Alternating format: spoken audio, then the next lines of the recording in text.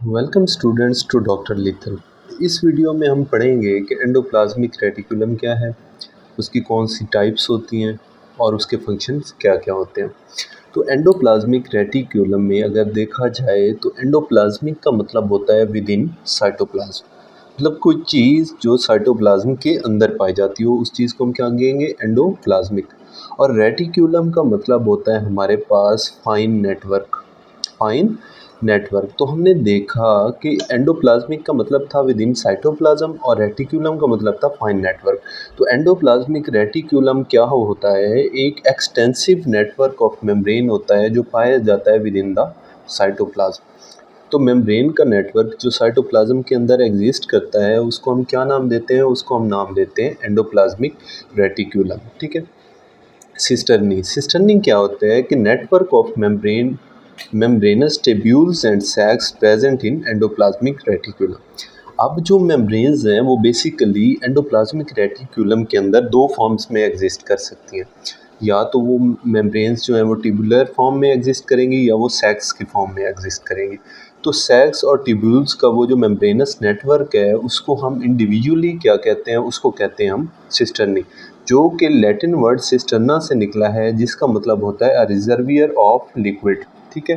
तो हमने देखा कि सिस्टर्नी क्या है, सिस्टर्नी ट्यूब्यूल्स और सैक्स का वो जो नेटवर्क था मेम्ब्रेन्स का उसको हमने क्या नाम दिया था, उसको हमने नाम दे दिया सिस्टर्नी का। ठीक है। अब देखते हैं एंडोप्लाज्मिक रेटिकुलम क्या है। अब कोई भी एक स्ट्रक्चर है उसको दूसरे स्ट्रक्चर से डिफ्रेंशिएट करने के लिए दरमियान में किसी न किसी मेम्ब्रेन का होना ज़रूरी है। जैसे न्यूक्लियस हो और न्यूक्लियस को अगर हमने साइटोप्लाज्म से डिवाइड करना हो तो दरमियान में न्यूक्लियर मेम्ब्रेन प्रेजेंट होगी। ठीक है। इसी तरह अगर हम सेल को बाकी जो लिविंग ऑर्गेनिज्म है या किसी और सेल से डिफ्रेंशिएट करना चाहते हैं तो हमारे पास सेल मेम्ब्रेन का होना ज़रूरी है। इसी तरह जो स्ट्रक्चर या जो मेम्ब्रेन एंडोप्लाज्मिक रेटिकुलम को बाकी स्ट्रक्चर से डिवाइड करती है, सेपरेट करती है, उसको हम क्या कहते हैं, एंडोप्लाज्मिक रेटिकुलर मेम्ब्रेन। और ये किन दो चीज़ों को आपस में डिवाइड करेगी, ये एंडोप्लाज्मिक रेटिकुलम के जो ल्यूमेन है, जिसे हम एंडोप्लाज्मिक रेटिकुलम ल्यूमेन या कैविटी कहते हैं, उसको ये डिवाइड करेगी फ्रॉम द साइटोसोल, जो रेस्ट ऑफ द सेल में पाया जाता है, साइटोप्लाज्म का पार्ट है जो। ठीक है। तो साइटोप्लाज्म से जो इस स्ट्रक्चर को डिवाइड कर रही है एंडोप्लाज्मिक रेटिकुलम को, वो कौन सी चीज़ है, वो है हमारे पास एंडोप्लाज्मिक रेटिकुलर मेम्ब्रेन। ठीक है। तो बेसिकली इसकी दो टाइप्स होती हैं, एक और टाइप भी होती है जो बहुत कम टाइम के लिए एग्जिस्ट करती है। तो बेसिकली हम कहते हैं कि हमारे पास जो एंडोप्लाज्मिक रेटिकुलम है उसकी दो टाइप्स हैं। पहली टाइप्स उसको कहते हैं रफ एंडोप्लाज्मिक रेटिकुलम और दूसरी टाइप को कहते हैं स्मूथ एंडोप्लाज्मिक रेटिकुलम। इसके अलावा एक थर्ड फॉर्म भी होती है जिसे हम कहते हैं ट्रांजिशनल रफ एंडोप्लाज्मिक रेटिकुलम। ठीक है। लेकिन ये बहुत शॉर्ट टाइम के लिए बनती है और इसका फंक्शन क्या होता है ये आगे जाके देखते हैं। ये बेसिकली जो रफ एंडोप्लाज्मिक रेटिकुलम में से प्रोटीन्स हो रहे होते हैं उनकी पैकेजिंग में रोल प्ले करती है। ठीक है। तो हम देखते हैं कि हमने देखा कि कौन सी दो टाइप्स थी हमारे पास एंडोप्लाज्मिक रेटिकुलम की। हमारे पास फर्स्ट फॉर्म थी रफ एंडोप्लाज्मिक रेटिकुलम और दूसरी थी स्मूथ एंडोप्लाज्मिक रेटिकुलम। ठीक है। ये दोनों का डिफरेंस क्या है, रफ जैसे इसका नेम है तो इसके साथ अटैच्ड होते हैं, इसकी मेम्ब्रेन पे अटैच होते हैं हमारे पास राइबोसोम्स। राइबोसोम्स के अटैचमेंट की वजह से इसको हमने नाम दिया है कि ये जो है ये रफ एंडोप्लाज्मिक रेटिकुलम है। और जो स्मूथ होती है उसकी सरफेस पे कोई राइबोसोम्स अटैच नहीं होते, इसलिए हमने उसे नाम दिया है कि ये स्मूथ एंडोप्लाज्मिक रेटिकुलम है।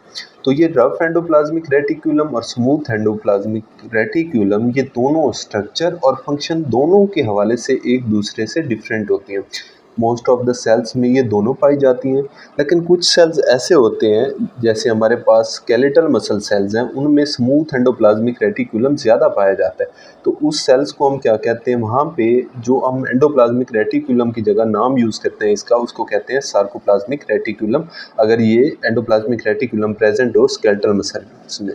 तो यहाँ तक हमने देख लिया, अब हम नेक्स्ट पेज की तरफ मूव करते हैं। तो यहाँ पे हम स्टार्ट करते हैं इसकी दोनों टाइप्स के बारे में। तो हमने कहा था कि एंडोप्लाज्मिक रेटिकुलम की बेसिकली टू टाइप्स हैं। तो सबसे पहले हम स्मूथ एंडोप्लाज्मिक रेटिकुलम के बारे में स्टडी करते हैं कि स्मूथ एंडोप्लाज्मिक, पहली बात तो इसके बारे में जो याद रखनी है वो ये है कि इसकी जो सरफेस है उस पर राइबोसोम्स अटैच नहीं होंगे। ये सबसे इम्पॉर्टेंट चीज़ है। इसी वजह से हमने इसे कहा था कि ये स्मूथ एंडोप्लाज्मिक रेटिकुलम है और ये कॉन्टीन्यूस एग्जिस्ट करेगी विद रफ एंडोप्लाज्मिक रेटिकुलम, मतलब उसकी मेम्ब्रेन के साथ साथ ही हमारे पास ये प्रेजेंट होगी, लेकिन इस पर कोई भी राइबोसोम्स अटैच नहीं होंगे। अगर फंक्शंस की बात की जाए तो सबसे पहला फंक्शन तो हम इसके नेम से एग्जीक्यूट कर सकते हैं। हमने कहा था कि इसकी सरफेस पे कोई भी राइबोसोम्स प्रेजेंट नहीं है। राइबोसोम हम आगे जाके देखेंगे कि राइबोसोम प्रोटीन सिंथेसिस करवाते हैं, तो अगर इसके साथ राइबोसोम्स ही अटैच नहीं है तो ये प्रोटीन सिंथेसिस में इन्वॉल्व नहीं होगी, बल्कि इसका पहला फंक्शन अगर हम देखते हैं तो ये मेटाबॉलिक प्रोसेसेस में इन्वॉल्व होती है। मतलब सेल में जितना भी डिफरेंट मेटाबॉलिक प्रोसेसेस हो रहे होते हैं उसमें हमारे पास कौन इन्वॉल्व होता है, उसमें हमारे पास इन्वॉल्व होती है स्मूथ एंडोप्लाज्मिक रेटिकुलम। ठीक है। दूसरा जो सबसे इम्पॉर्टेंट इसका फंक्शन है कि अगर हमारे पास रफ एंडोप्लाज्मिक रेटिकुलम प्रोटीन की सिंथेसिस करवा रहा है तो हमारे पास जो स्मूथ एंडोप्लाज्मिक रेटिकुलम है वो डिफरेंट फॉर्म्स ऑफ लिपिड्स की हमारे पास सिंथेसिस करवाता है। तो दूसरा फंक्शन यही है कि हमारे पास जो एंजाइम्स होती हैं स्मूथ एंडोप्लाज्मिक रेटिकुलम की, वो इन्वॉल्व होती हैं in the synthesis of cholesterol, oil, phospholipids और स्टीरॉइड्स। ठीक है। स्टीरॉइड्स कौन से? Sex hormones. जो वर्टिब्रेट्स के अंदर सेक्स हार्मोन्स पाए जाते हैं या हार्मोन ऑफ एड्रीनल ग्लैंड्स होते हैं, वो भी बेसिकली कहाँ पे बन रहे होते हैं? हमारे पास बन रहे होते हैं स्मूथ एंडोप्लाज्मिक रेटिकुलम। तो हम ये कह सकते हैं कि हमारे पास जो हार्मोन्स बन रहे हैं हमारे, इस तरह अगर डिफरेंट सेल्स जो हार्मोन ये बना रहे होते हैं, जैसे हमारे पास फीमेल्स के अंदर होते हैं फॉलिकुलर सेल्स और हमारे मेल के अंदर लेडिंग सेल्स होते हैं, तो ये दोनों सेल्स जो हैं इनके अंदर स्मूथ एंडोप्लाज्मिक रेटिकुलम ज़्यादा पाया जाएगा, बिकॉज उन्होंने आगे जाके स्टीरॉइड और सेक्स हार्मोन की प्रोडक्शन करनी है। इसी तरह हम कह सकते हैं कि एड्रीनल ग्लैंड्स के जो सेल होते हैं वहाँ पे भी स्मूथ एंडोप्लाज्मिक रेटिकुलम ज़्यादा पाया जाएगा। ठीक है। अगर इसका तीसरा फंक्शन देखा जाए जो बहुत इंपॉर्टेंट है कि हमारे जो लीवर है उसमें डिटॉक्सिफिकेशन ऑफ ड्रग्स और पॉइजन के लिए भी कौन सी चीज़ हेल्पफुल साबित होती है? हमारे पास स्मूथ एंडोप्लाज्मिक रेटिकुलम हेल्पफुल साबित होता है।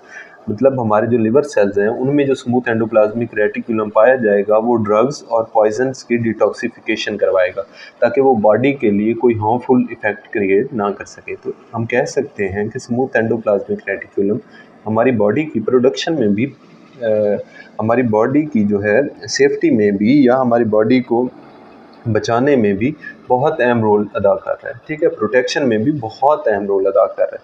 इसी तरह हमने यहाँ पे देख लिया कि स्मूथ एंडोप्लाज्मिक रेटिकुलम क्या है। हमने सबसे पहले देखा था कि इस पे कोई राइबोसोम अटैच नहीं होते, ये कॉन्टीन्यूस होता है विद रफ एंडोप्लाज्मिक रेटिकुलम। उसके बाद इसके फंक्शन हम देखें तो सबसे पहला जो ये फंक्शन परफॉर्म कर रहा था वो मेटाबॉलिक प्रोसेस थे। सेकंड हमने देखा कि इसमें जो एंजाइम्स प्रेजेंट है वो सिंथेसिस करवाती हैं कोलेस्ट्रॉल की, ऑयल्स की, फॉस्फोलिपिड्स की और स्टीरॉइड्स की। स्टीरॉइड कौन से? सेक्स हार्मोन्स जो कि हमारे पास फीमेल में फॉलिकुलर सेल्स में पाए जाते हैं और मेल्स में लेडिंग सेल्स में पाए जाते हैं, और हार्मोन्स ऑफ एड्रीनल ग्लैंड। इसमें जो भी स्टीरॉइड बन रहे होंगे उनमें कौन रोल प्ले कर रहा होगा? उसमें enzymes of smooth endoplasmic reticulum अपना रोल प्ले कर रहे होगी। थर्ड फंक्शन हमने देखा था कि हमारे जो लिवर्स होते हैं उनमें जो स्मूथ एंडोप्लाज्मिक रेटिकुलम हमारे पास पाया जाता है वो डिटॉक्सिफिकेशन करवाता है ड्रग्स की और पॉइजन्स की। तो यहाँ पे हमने स्मूथ एंडोप्लाज्मिक रेटिकुलम की कंपोजिशन और फंक्शनिंग देख ली। अब हम आते हैं अपने नेक्स्ट की तरफ जो कि है रफ एंडोप्लाज्मिक रेटिकुलम। ठीक है। रफ एंडोप्लाज्मिक रेटिकुलम को रफ एंडोप्लाज्मिक रेटिकुलम इसलिए कहा जाता है कि इसकी सरफेस रफ होती है। क्यों होती है? बिकॉज इसमें राइबोसोम्स प्रेजेंट होंगे। राइबोसोम्स जो हैं वो इसको रफ लुक दे देते हैं। तो इस वजह से हम कह सकते हैं कि ऐसी एंडोप्लाज्मिक रेटिकुलम जिसके पे सरफेस पे राइबोसोम्स अटैच हो उसको हम कह सकते हैं कि वो रफ एंडोप्लाज्मिक रेटिकुलम है। ठीक है। अब राइबोसोम का हमने देखा था कि राइबोसोम का जो सबसे इंपॉर्टेंट काम है वो प्रोटीन सिंथेसिस है। तो अगर इसकी सरफेस पे राइबोसोम्स अटैच हैं तो वो राइबोसोम प्रोटीन की सिंथेसिस करवाएंगे। अब जो प्रोटीन बने हैं वो सेक्रेटरी प्रोटीन होंगे। ठीक है। वो डिपार्ट करेंगे, वो चले जाएंगे या बर्ड ऑफ हो जाएंगे फ्रॉम रफ एंडोप्लाज्मिक रेटिकुलम, लेकिन ऐसे ही बर्ड ऑफ नहीं होंगे। अगर वो प्रोटीन है और उसके अराउंड एक मेम्ब्रेन बनेगी, मेम्ब्रेन बन के वो कहाँ से बाहर निकलेंगे? वो ट्रांजिशनल एंडोप्लाज्मिक रेटिकुलम से वहाँ से एग्जिट कर जाएंगे। तो हमने देखा कि सबसे पहले अगर प्रोटीन सिंथेसिस हो रही है तो प्रोटीन बन कहाँ पे रहे हैं? राइबोसोम्स पे बन रहे हैं। उसके बाद वो जा रहे हैं हमारे पास फर्दर मॉडिफिकेशन के लिए रफ एंडोप्लाज्मिक रेटिकुलम में, उसके बाद वो ट्रांजिशनल एंडोप्लाज्मिक रेटिकुलम के थ्रू वहाँ से एग्जिट कर रहे हैं। तो यहाँ पे हमने देख लिया कि बेसिक जो है हमारे पास रफ एंडोप्लाज्मिक रेटिकुलम वो अपना रोल कैसे प्ले कर रहे हैं। अगर हम नेक्स्ट पेज की तरफ मूव करते हैं तो हम देखते हैं कि अब वेजिकल्स एक तो थे, हमने कहा तो सेक्रेटरी वेजिकल्स हैं, ठीक है। दूसरा हमारे पास जो वेजिकल मौजूद हैं उनको हम कहते हैं ट्रांसपोर्ट वेजिकल्स। एक तो सेक्रेटरी वेजिकल थे, दूसरे हमारे पास हैं ट्रांसपोर्ट वेजिकल। तो सेक्रेटरी वेजिकल का हमने देखा कि वो ट्रांजिशनल एंडोप्लाज्मिक रेटिकुलम से जो है वो एग्जिट कर रहे थे। इसी तरह जो ट्रांसपोर्ट वेजिकल है ये भी कहाँ पे बन रहे होंगे, ये भी हमारे पास बन रहे होंगे हमारे पास रफ एंडोप्लाज्मिक रेटिकुलम के अंदर। और इनका फंक्शन क्या है कि ये ट्रांसपोर्ट करते हैं चीज़ों को from one part of the cell to another. मतलब सेल में जो ट्रांसपोर्ट का रोल अदा करते हैं वेजिकल, वो भी कहाँ पे बन रहे हैं हमारे पास, वो भी हमारे पास रफ एंडोप्लाज्मिक रेटिकुलम के अंदर बन रहे हैं। तो यहाँ पे हम अगर फंक्शंस की बात करें रफ एंडोप्लाज्मिक रेटिकुलम की, तो सबसे पहला फंक्शन है कि ये सेक्रीट करती है प्रोटीन्स को। बिकॉज इस पे राइबोसोम्स अटैच हैं, उन्होंने वो प्रोटीन की सिंथेसिस करनी है और इन्होंने उसकी सेक्रेशन करनी है। वो बॉडी में आगे जाके कोई भी रोल प्ले कर सकते हैं। मतलब हो सकता है हमारी रफ एंडोप्लाज्मिक रेटिकुलम में जो प्रोटीन्स बने हैं वो आगे जाके हमारे सेल मेम्ब्रेन का पार्ट बने, ठीक है। वो किसी ऑर्गन के लिए कोई फंक्शन परफॉर्म करें, वो जाके आगे कोई इंजाइम्स का पार्ट बने, वो आगे जाके किसी मेटाबॉलिक प्रोसेस का पार्ट बने। हो सकता है वो वेजिकल की फॉर्म में आगे अपना रोल प्ले करें, ट्रांसपोर्ट वेजिकल्स बन जाए। मतलब प्रोटीन्स की जितनी भी प्रोडक्शन हो रही है बेसिकली वो कहाँ पे हो रही है, most of the production of protein occurs in the rough endoplasmic reticulum, ठीक है। तो हमने पहला फंक्शन देखा कि ये सेक्रीट करते हैं प्रोटीन्स को, ठीक है। दूसरे नंबर पे हम देखें तो हम कह सकते हैं कि ये जो हमारे पास रफ एंडोप्लाज्मिक रेटिकुलम है ये membrane factory for the cell है। मतलब ये जो रफ एंडोप्लाज्मिक रेटिकुलम में प्रोटीन्स बन रहे हैं ये पार्ट बनते हैं आगे मेम्ब्रेन का। मतलब ये मेम्ब्रेन फॉर्मेशन में भी रोल प्ले करते हैं। इवन ये अपनी मेम्ब्रेन भी बनाते हैं और बाज़ औक़ात हम देखते हैं कि ये सेल की मेम्ब्रेन में भी बहुत इंपॉर्टेंट रोल प्ले कर रहे होते हैं। मतलब सेल की जो मेम्ब्रेन फॉर्मेशन है उसमें भी इनका बहुत इंपॉर्टेंट रोल होता है, ठीक है। तीसरा हम देख सकते हैं थर्ड फंक्शन अगर रफ एंडोप्लाज्मिक रेटिकुलम का देखा जाए तो हम कहते हैं grow by adding membrane proteins as phospholipid to its own membrane. मतलब इसकी जो अपनी मेम्ब्रेन, हमने अभी कहा था कि इसकी जो अपनी मेम्ब्रेन बन रही होती है उसमें भी जो प्रोटीन्स ऐड हो रहे होते हैं या फॉस्फोलिपिड्स ऐड हो रहे होते हैं, उसकी फॉर्मेशन में भी कौन रोल प्ले कर रहा होता है, रफ एंडोप्लाज्मिक रेटिकुलम खुद रोल प्ले कर रहा होता है, ठीक है।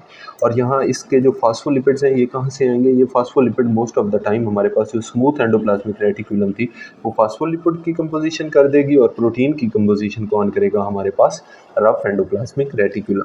अगर फोर्थ फंक्शन देखा जाए रफ एंडोप्लाज्मिक रेटिकुलम का या ओवरऑल एंडोप्लाज्मिक रेटिकुलम का, तो हम कहते हैं कि endoplasmic reticulum expands and transferred in form of transport vesicle to other component of the endomembrane system, ठीक है। तो हम कहते हैं कि जो हमारे पास एंडोप्लाज्मिक रेटिकुलम है इसकी मेम्ब्रेन कोई फिक्स्ड नहीं होती, बल्कि जब उसके साथ कोई चीज़ आके अटैच होती है तो वो उसके अराउंड अपनी मेम्ब्रेन का एक वेजिकल फॉर्मेशन कर देती है और वो वेजिकल एक मेम्ब्रेन से दूसरी मेम्ब्रेन तक पूरे एंडोमेम्ब्रेन सिस्टम में ट्रांसपोर्ट होता रहता है। वो ट्रांसपोर्ट वेजिकल होता है, वो सिग्नल भी कैरी कर सकता है, वो किसी प्रोटीन मॉलिक्यूल को भी एंडोप्लाज्मिक रेटिकुलम से लेके आउट ऑफ द सेल लेके जा सकता है, किसी और ऑर्गेनेली के पास लेके जा सकता है। तो ये ट्रांसपोर्ट वेजिकल का काम भी कहाँ पे हो रहा होता है, ये भी हमारे पास हो रहा होता है एंडोप्लाज्मिक रेटिकुलम में।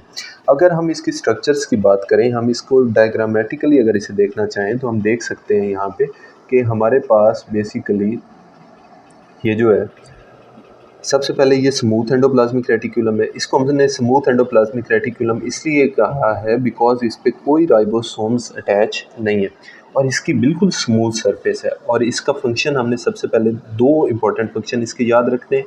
एक तो ये लीवर में डिटॉक्सिफिकेशन में रोल प्ले करेगा और दूसरा इसका इंपॉर्टेंट फंक्शन ये है कि हमारे पास लिपिड की सिंथेसिस करवाएगा। उसकी जो एंजाइम्स हैं वो कहाँ पे प्रेजेंट होंगी हमारे पास, स्मूथ एंडोप्लाज्मिक। अब वो कोलेस्ट्रॉल भी बना सकता है, फॉस्फोलिपिड भी बना सकता है, स्टीरॉइड भी बना सकता है, सेक्स हार्मोन्स भी बना सकता है, एड्रीनल हार्मोन्स भी बना सकता है, ठीक है।